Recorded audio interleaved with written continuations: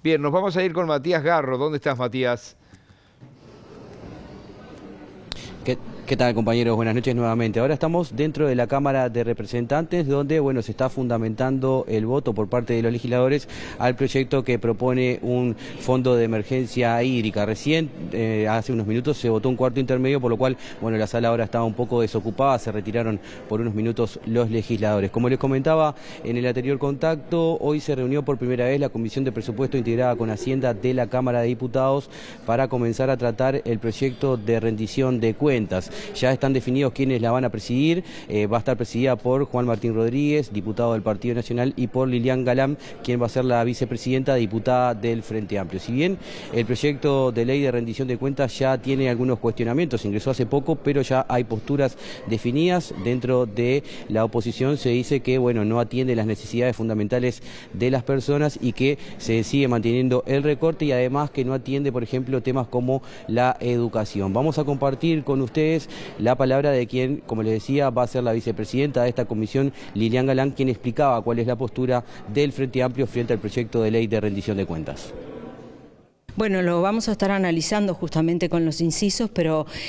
después de la pandemia, con el aumento de lo que ha sido los problemas de salud de la población, tanto en niñas y adolescentes como en personas adultas mayores, que es donde más se nota esta falta de atención en salud mental, nosotros vemos que 20 millones de dólares repartidos entre lo que es ACE, entre lo que es la Junta de Drogas, es un vuelto. 20 millones de dólares no soluciona los graves problemas que estamos teniendo,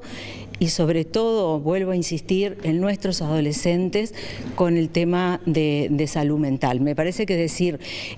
es sumamente importante salud mental, vamos a atender el tema de salud mental, y en realidad se le pone 20 millones de dólares, que por otro lado el subsecretario Amarilla nos dice es lo que se ahorró de no hacer inversiones en lo que es la infraestructura de OCE.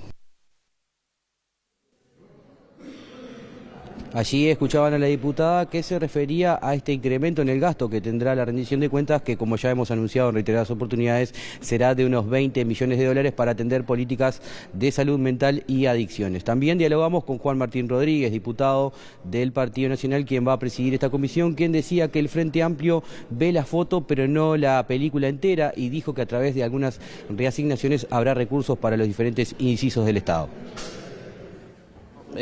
Una vez más, la oposición y el Frente Amplio se encapsulan en la foto y no mira la película. Este año, más allá de lo que puntualmente establece la rendición, ya se ha definido previamente en rendiciones anteriores incrementos presupuestales no solamente para la educación, para otras áreas del Estado, y haciendo mucho énfasis en políticas sociales. Es así que para este año 2023 habían sido otorgados en sucesivas rendiciones de cuentas incrementos presupuestales por más de 300 millones de dólares, 370 millones de dólares, y para el año 2024 y 2025 más de 240 millones de dólares. A esto se le agrega que en materia de salud mental y adicciones ha habido un incremento incluido en el proyecto de ley de alrededor de 20 millones de dólares, pero que, como es tradicional y haciendo referencia a los aspectos educativos, ha sucedido una y otra vez, tanto en el presupuesto como en las sucesivas rendiciones de cuentas, que independientemente de lo que el Poder Ejecutivo remite, producto del diálogo entre las organizaciones, llámese ANEP, llámese Universidad de la República, llámese UTEC y la Comisión parlamentaria, se han podido obtener reasignaciones importantes en cada una de las instancias presupuestales precedentes. Como sabrán, en la jornada de ayer se aprobó el proyecto que propone una reparación a víctimas de la guerrilla, a víctimas de grupos armados por cuestiones políticas entre los años 1962 y 1976, un proyecto de ley que tenía la sanción de la Cámara de Senadores, que luego pasó a la Cámara de Diputados, y allí Ope Pasquet realizó algunas modificaciones en su redacción. Vamos a escuchar justamente y compartir la palabra del diputado, quien explicaba en qué parámetros se basaron para los montos reparatorios de las víctimas. No hay una regla matemática para establecer esto, porque como se dice en derecho civil, cuando se trata este tema de la reparación del daño moral, no hay posibilidad de establecer el precio del dolor. El dolor no tiene precio, hay una apreciación discrecional que es la que se hace en cada circunstancia. El proyecto del gobierno del doctor Valle proponía que el monto de las reparaciones fuera el promedio de las cantidades fijadas por sentencia firme en los casos que hasta entonces, año 2004, habían llegado a los estrados judiciales. Después de todo el tiempo transcurrido de los muchísimos casos que han pasado por los estrados judiciales, no tendría sentido intentar hacer un promedio de todo esto. El proyecto que remitió el actual gobierno al Parlamento no establece monto alguno y nos pareció que no podíamos expedir simplemente un cheque en blanco y decir se reparará en la forma en que el Poder Ejecutivo lo entienda pertinente. Razón por la cual nos pareció que había que establecer un monto en el proyecto de ley. Y ese monto lo tomamos nosotros, el monto base, digamos, del proyecto de ley remitido al Parlamento por el gobierno del doctor Tabaré Vázquez, que propuso indemnizar con $150.000 a las víctimas fatales de esta acción de los grupos violentos, en función de esa lista de víctimas que acompañó al proyecto. Como no consideramos solamente las víctimas fatales, sino además esas otras hipótesis, incapacitación permanente o privación de libertad, redujimos para esos casos esa cifra inicial de $150.000 y proponemos $100.000 para los incapacitados en forma permanente y $50.000 para los privados de libertad por un tiempo que haya excedido las 72 horas. Estas no son fórmulas matemáticas, son apreciaciones discrecionales que nos pareció indispensable incorporar al proyecto porque, repito, nos resistíamos a votar una especie de cheque en blanco y había que ponerle cifras a esto.